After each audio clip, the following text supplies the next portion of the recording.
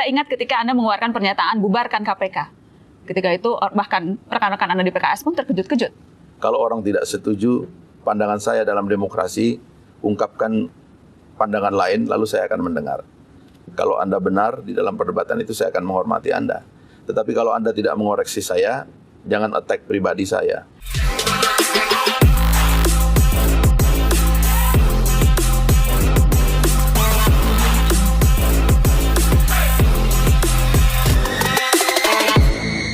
Muda dari Partai Keadilan Sejahtera yang beberapa waktu lalu sempat menghebohkan halayak karena mengusulkan pembubaran Komisi Pemberantasan Korupsi atau KPK. Saya undang Fahri Hamzah. Selamat malam, Bang Fahri. Malam. Terima kasih sudah ada di Mata Najwa. Jadi politisi itu harus kontroversial, katanya seperti itu. Kata siapa? Kalau biasa-biasa saja, tidak ada diferensiasinya, bisa tamat riwayatnya dalam dunia politik. Anda setuju dengan pernyataan itu? Mungkin kontroversialnya datang belakangannya. Karena kontroversi itu ada yang berlangsung lama, ada juga yang hilang begitu saja. Kalau kontroversinya bermutu, biasanya orang senang, lalu itu bertahan menjadi karakter dan citra diri begitu. Oh, jadi kita bedakan nih kontroversial yang bermutu dan yang tidak. Oh iya dong. Dan Anda maunya dimasukkan dalam yang kategori yang bermutu? Yang original lah gitu, yang artinya yang otentik ya, artinya itu bagian dari karakter yang kalau orang harus merubahnya itu kan tidak mungkin karena itu adalah kepribadiannya. Bicara soal partai Anda, Bang Fahri, PKS, sejumlah kalangan menilai PKS partai yang gamang.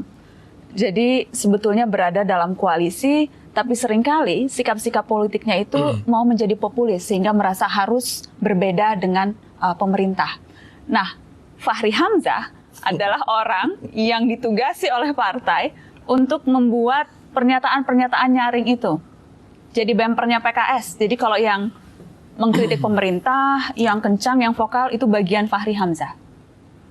Saya merasa kesalahannya tidak sepenuhnya pada PKS atau partai lain. Jangan lupa partai lain juga melakukan hal yang sama. Tidak sekencang PKS? Ya, kalau suaranya lebih kencang mungkin karena kita lebih mengerti persoalannya. Dan yang kencang itu orang-orang tertentu seperti Anda? Ya, saya juga memang agak mengerti persoalannya ini dari awal begitu.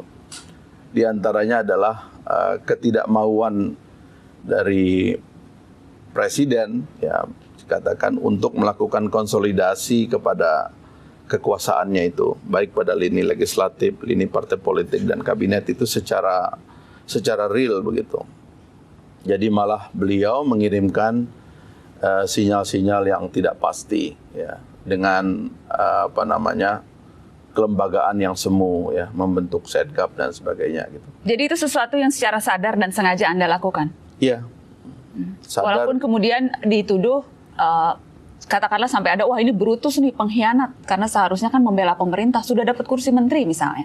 Nah itu dia, itu juga kesalahan persepsi. Jadi sebagian teman-teman kita di sekitar Pak SBY menganggap kursi menteri itu adalah anugerah dari Pak SBY kepada partai-partai. Padahal itu adalah tanda bahwa kita mengelola kekuasaan itu bersama. Nah, karena falsafahnya itu anugerah, maka berterima kasihlah kepada yang memberi. Sehingga Anda jangan lagi banyak ngomong, kira-kira begitu. Itu filsafat yang keliru. Kita ingat ketika Anda mengeluarkan pernyataan bubarkan KPK. Ketika itu bahkan rekan-rekan Anda di PKS pun terkejut-kejut. Kalau orang tidak setuju pandangan saya dalam demokrasi, ungkapkan pandangan lain, lalu saya akan mendengar. Kalau Anda benar di dalam perdebatan itu, saya akan menghormati Anda. Tetapi kalau Anda tidak mengoreksi saya, jangan attack pribadi saya. Ada tanggapan dari aktivis anti korupsi dari ICW tentang pernyataan Anda yang menghebohkan itu. Kita akan dengar sama-sama. Yang pasti kan kita berupaya bersama-sama mendorong upaya pemberantasan korupsi di Indonesia lebih maksimal. KPK menurut kami juga jadi salah satu bagian upaya untuk percepatan itu. Ketika kerja KPK yang sudah cukup maksimal itu dinafikan atau diupayakan bahkan untuk dibubarkan, itu yang mau kita lawan gitu. Siapapun yang punya gagasan konyol, saya pikir seperti itu harusnya itu tidak layak gitu ya untuk didukung. bersih seperti apa itu kan itu penafsiran Pak Fahri ya. Kita tahu bahwa dalam kasus ini kan dia pernah ada indikasi penerimaan dari kasus dana DKP gitu ya, yang kasusnya ditangani oleh KPK. Saya tidak ya kalau klaim bersih ya silakan Pak Fahri katakan itu, tapi ya bersih tidaknya memang itu harus diuji gitu ya. Bersih atau kotor, Fahri Hamzah?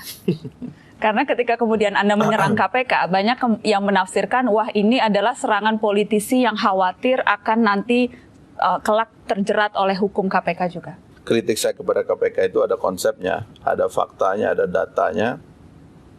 Kenapa ICAC di Hong Kong cuma 3 tahun dia menyelesaikan kasus korupsi, padahal dia tidak memiliki kewenangan penuntutan. Ya. KPK terkuat di dunia itu adalah KPK kita di Indonesia ini. Kenapa 12 tahun orang korup itu tambah banyak? Anda sempat menyatakan hal yang serupa di salah satu media sosial Twitter. Kita akan lihat apa yang Anda katakan. Ini pada Oktober tahun lalu. Dengan ini saya ingin buka masalah seputar Bushro biar clear. Inilah pimpinan KPK yang lemah. Kemudian yang berikutnya, suatu hari saya akan membuka mata publik tentang siapa yang sebetulnya kendalikan KPK. Kemudian Anda juga katakan jika kalau efeknya telah merusak sistem inti, makanya saya bilang bubar aja KPK. Ini pernyataan 4 Oktober. Kemudian kita ingat belum lama ini Anda juga mengeluarkan pernyataan juga di sosial media. Sudah berubah nadanya. Dengan empati kita pada mereka, KPK kali ini tidak boleh gagal. Perbaiki hulu dan hilirnya seperti di Hong Kong itu. Ya. Jadi ada kesan bahwa ketika dulu Anda berapi-api mengatakan KPK bubar, tapi sekarang berubah. Betulkah kesan itu? Karena KPK juga mulai berubah.